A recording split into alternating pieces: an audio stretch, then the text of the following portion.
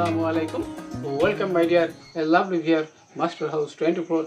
I am Mohammad Mukhtar Hussain, ইংলিশের মোহাম্মদের academy. সবাইকে স্বাগতম, শুভেচ্ছা এবং অনেক অনেক ভালোবাসা জানাই। তোমরা যারা ক্লাস 10 এ রয়েছো, এইচএসসি যে কোনো কলেজেই তোমাদের বিশ্ববিদ্যালয়ে অ্যাডমিশন নেওয়ার জন্য পড়াশোনা, হায়ার এডুকেশন সব ক্ষেত্রেই কিন্তু তোমাদেরকে ইংলিশ নলেজ দরকার রয়েছে। অর্থাৎ ইংরেজি কিন্তু এমনি অটোমেটিক কিন্তু শেখা যায় না। ইংরেজি শিখতে হলে অবশ্যই কিছু রুলস আছে, সেই রুলস ফলো করতেই হবে। রুলস ছাড়া কোনো কিছুই চলে না। তাহলে আজকে তোমাদের জন্য এমন একটি ইম্পর্টেন্ট বিষয় রয়েছে, যে বিষয়টি তোমাদের সবার কিন্তু জানার প্রয়োজন রয়েছে। আর যে বিষয়টি জানলে তোমরা যে কোনো ক্ষেত্রে ভালো করতে সক্ষম হবে। তাহলে সেই বিষয়টি কি, সেটা হচ্ছে rules of transformation of sentence in English grammar how to. আমার চ্যানেলে নতুন রয়েছে, অবশ্যই চ্যানেলটি সাবস্ক্রাইব করে রাখবে। তোমাদের mobile, laptop, computer video notification নিয়মিত ব্যবহার করতে চাইলে। So get start.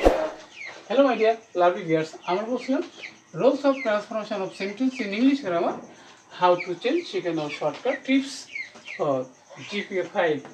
আমাদের এপিসোড হলো 280।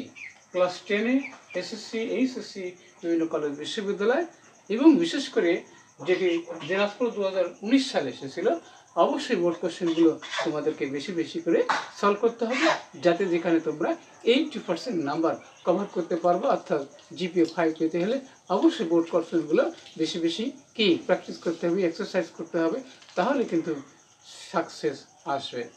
আর জীবনে সাফল্য লাভ করতে হলে অবশ্যই পরিশ্রম করা দরকার আছে।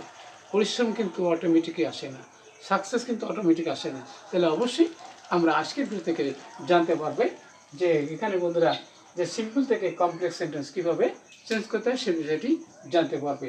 আরও জানতে পারবে অ্যাফার্মেটিভ এবং নেগেটিভ সেন্টেন্স কীভাবে চেঞ্জ করতে হয়। নেক্সট আছে এবার বন্ধুরা এখানে কমপ্লেক্স থেকে সিম্পল কীভাবে করতে হবে, সে বিষয়টি জানতে পারবে। আরও জানতে পারবে বন্ধুরা অ্যাক্টিভ থেকে প্যাসিভ ভয়েস কীভাবে চেঞ্জ করতে হয়।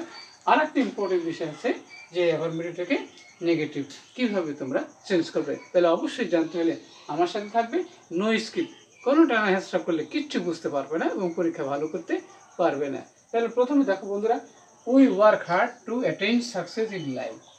কমপ্লেক্স করার সময় আমরা যখনই দেখবো যে টু প্লাস ভার্ব রয়েছে, অর্থাৎ যেখানে ইনফিনিটিভ থাকে, তাহলে সেখানে আমরা কমপ্লেক্স করার সময় কী করবো অবশ্যই লক্ষ্য করব। এবার বলছে যে উই ওয়ার্ক হার্ড, আমরা কঠোর পরিশ্রম করি, তাহলে এখানে এবারে সো দ্যাট হয়, অথবা ইন অর্ডার দ্যাটও কিন্তু আমরা ইউজ করতে পারি। তারপর আবার সাবজেক্ট লাগবে, আমাদের সাবজেক্ট হচ্ছে উই হবে। এবার হচ্ছে মডেল হিসেবে ক্যান, কুড, মে, মাইট। তাই পারা অর্থ হলে ক্যান হবে, can attain, ATTAIN, attain success in life. Okay, জীবনে সাফল্য লাভ করতে পারবো। এবার হচ্ছে আমরা যদি কঠোর পরিশ্রম করি, যাতে আমরা জীবনে কি সাফল্য লাভ করতে পারি।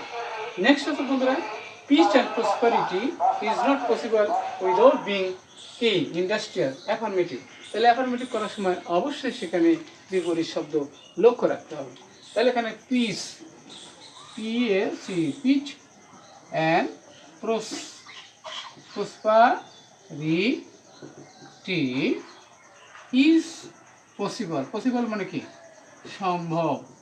ওকে, সম্ভব। তাহলে কীভাবে সম্ভব, তাহলে বা উইথ অথবা by being, with or by being মাধ্যমে কি হয়, ইন্ডাস্ট্রিয়াস।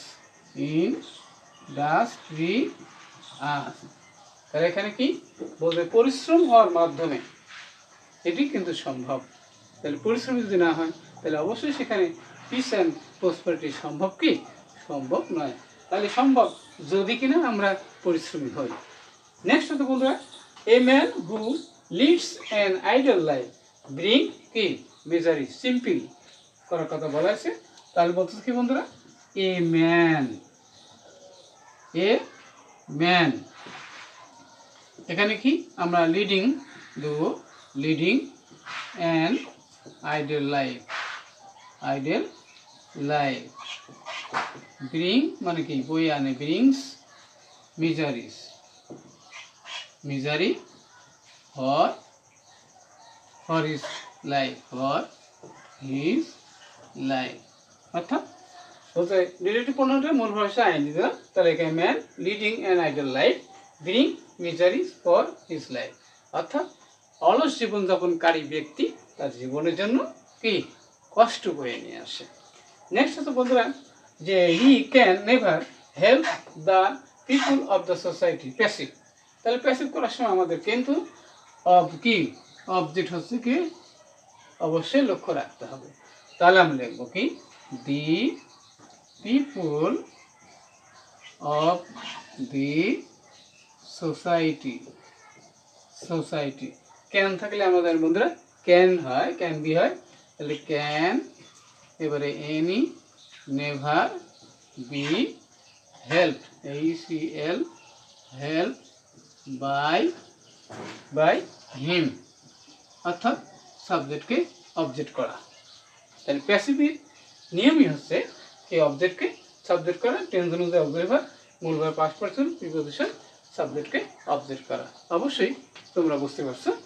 নেক্সট হচ্ছে everybody likes him. Okay, dislikes him অর্থাৎ নেগেটিভের কথা বলা হয়েছে, তাহলে এখানে আমরা নেগেটিভ করবো। তাহলে লিখতে পারি কি যেখানে আমরা বলতে পারি নোবডি লাইকস হিম, কেউ তাকে পছন্দ করে না, অর্থাৎ অপছন্দ করে। তাহলে অবশ্যই আজকের ভিডিও থেকে তোমরা জানতে পারলে যে ট্রান্সফরমেশন সেন্টেন্সের যে রুলস আছে সেই রুলসগুলো বেশি বেশি ফলো করো, এক্সারসাইজ করো, প্র্যাকটিস করো। অবশ্যই যে কোনো পরীক্ষায় তোমরা 500% GPA 5 পাবে। আর আজকের ভিডিওটি ভালো লাগলে এবং কি বিষয়ে ভিডিও দেখতে চাও দ্রুত কমেন্টস করে জানাতে ভুলবে না। সবাই সুন্দর এবং সাকসেসফুল জীবন কামনা করে এখানে বিদায় নিচ্ছি। আল্লাহ হাফেজ।